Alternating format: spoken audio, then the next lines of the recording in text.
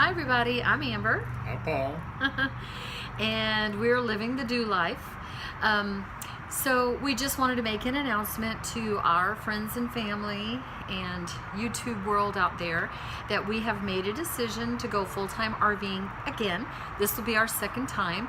A few years ago, many years ago now, I guess, really, 5 or 6, we sold our house and everything in it and went RVing for 3 years. At the end of that third year, we had some family things come along with a long-term illness, and we were finding that because we both work, we didn't have any time to travel. All of our days off and weekends and PTO time at work were spent traveling, and then after that, we just decided that we were going to stop full-time RVing. We transitioned into an apartment to give us enough time to purchase all of our furniture and get everything that we're going to need to move into a house.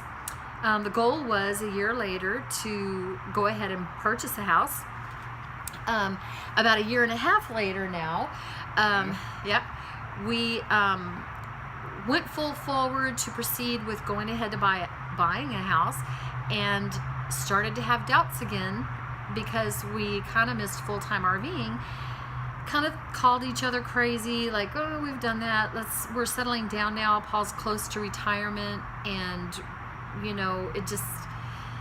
it's a decision. There's pros and cons to full-time RVing, and there's pros and cons to being stationary, depending on what your dreams are and your goals are and what you want to accomplish and do with those years in your life.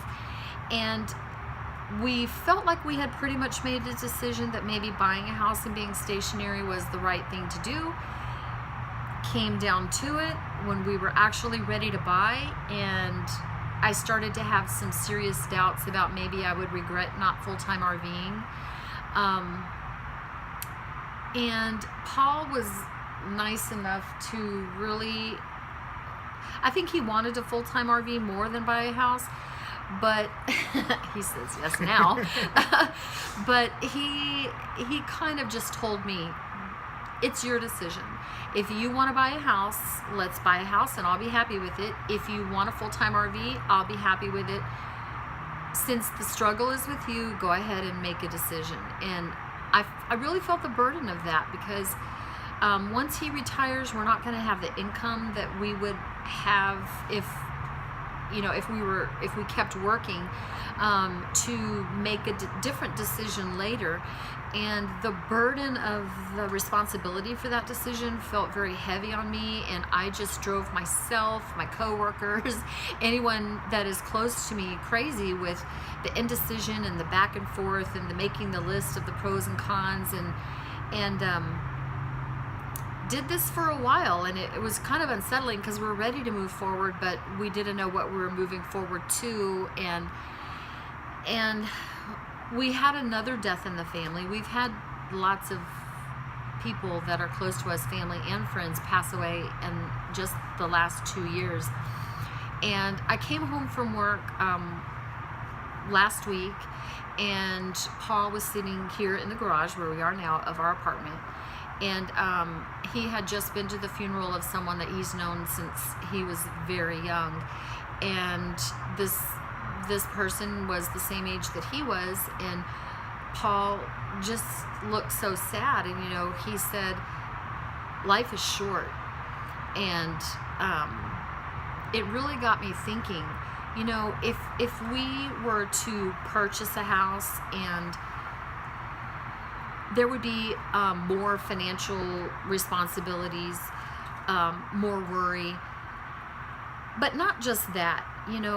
We want to go back on the road again, and we loved it, and I didn't want to have that regret.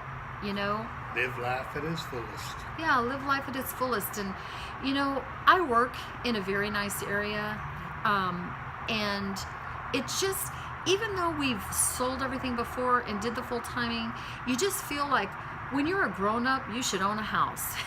And that's not for everybody. We loved full-time RVing, and we miss it. Full-time is not for everybody either.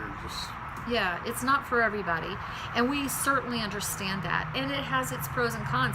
I mean, living on the road before, we'd been broke down on the side of the highway in our RV for hours, waiting for someone to tow both our truck and our fifth wheel miles away. We've had water leaks. We've had the sewer the black tank issues. We had a lot of issues, and I remember when we had those issues, I was like, maybe it would be, better if we were in a house. But we've lived in a house too, where we've had our downstairs flood, our upstairs flood. So there's pros and cons both way, and it's just about what your passion is and what you want to do, and not being afraid to do what you want to do, and not let anything hold you back. So anyway, we've made a decision. That's right. And we feel really good about it. And we got to downsize again. Yeah, now that we've bought all that stuff again, it is amazing how much you accumulate when you have the space to accumulate it in. We have a 2-bedroom apartment that has a 2-car attached garage, and we have filled it up. We filled up the apartment, and we filled up the garage. We filled up everything. So we're pretty much starting over with getting rid of furniture, new furniture too. And anyway, I have another series of YouTube videos that I'm going to do regarding, sometimes, it's hard getting rid of things, especially sentimental things. Since we RV'd the last time, my father has passed away, and I have been given some of his things that are very special to me. We had a custom bed made by a very dear friend of mine. You get emotionally attached and sentimentally to things, and so I'm just going to make a series of videos because I don't think that's addressed enough. I mean, there's a lot of YouTube videos out there where couples talk about getting on, making the decision to full-time RV, and then they're on the road and they're having so much fun, and it is fun, but there's some things that it's a little challenging to do, and if you have anything that is sentimental for you that you're not able to take with you on the road, it's a challenge, and so anyway, I'm going to make a little series about how I have dealt with that, the purging that we're in the process of doing right now, and some of those pieces that are really hard to let go of, and the different choices that you have, and anyway, I hope you enjoy that. We'll get that out soon. So right now we're just really at peace with our decision, whereas before we were up and down. Now we feel really peaceful. I don't have any doubts. Do you have any doubts? I have no doubts at all. Yeah. I'm ready to go get it. Yes.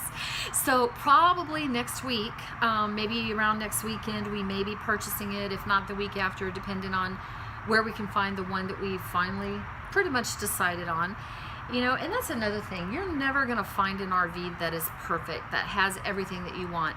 There's some key things. You just have to figure out what those important key things are, and look for that in an RV, and then look for an RV that fits the things you have to have, and then but can accommodate some changes and custom work for maybe accommodating the other things that you want. And that's kind of where we're at right now. We'll probably do some more videos about that. We both still work, and we'll work for a couple more years at least, before we completely let loose and go on the road. But so I have to have a desk. I have to have somewhere to put a computer. Sometimes I work remotely and I do take call. So having a place like that, or at least a place to custom build something that will work in that space, is what we were really looking for. And so we'll make another video when we get our RV. We'll do a walkthrough of it, and then we'll do another walkthrough when we do our custom stuff. You got a mosquito on your face. That we always do. So anyway, what do you want to say about the journey to make the decision?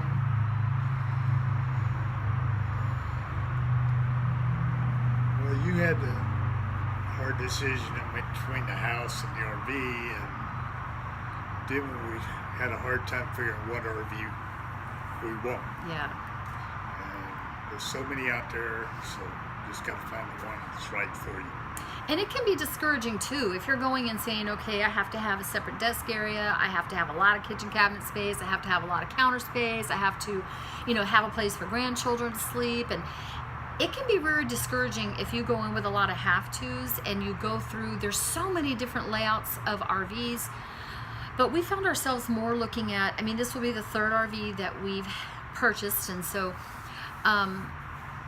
we're looking more now at what kind of tires are on there, what kind of insulation in the undercarriage, what kind of roof insulation is there, what kind of wall insulation is there. You know, things like that are what we're more concerned with now, because we want it to last and we want it to be good quality, and we didn't really care whether we bought new or used. It didn't matter to us as long as it was a good quality RV with good insulation and good framework. Yeah. So once we researched RVs in that way, and it pretty much narrowed us down to certain RV types or makes, and then once we found that, then it was looking at their different models to see what model would work best for us, what floor plan, right. And now that we've narrowed it down, it is not perfect. It doesn't perfectly meet our needs, the one that we like, but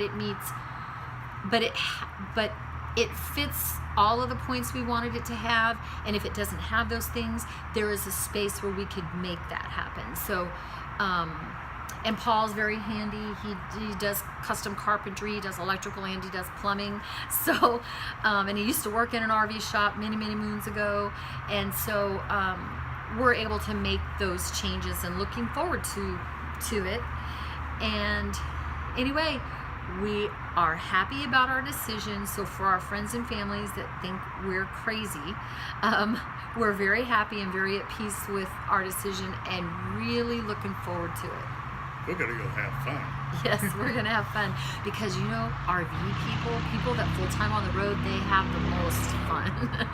So just saying. But anyway, we just wanted to share that with you and get that out there so that everybody knows. We've only told just maybe 2 or 3 people, and now everybody will know. So anyway, thanks for joining us. See you next time. Bye.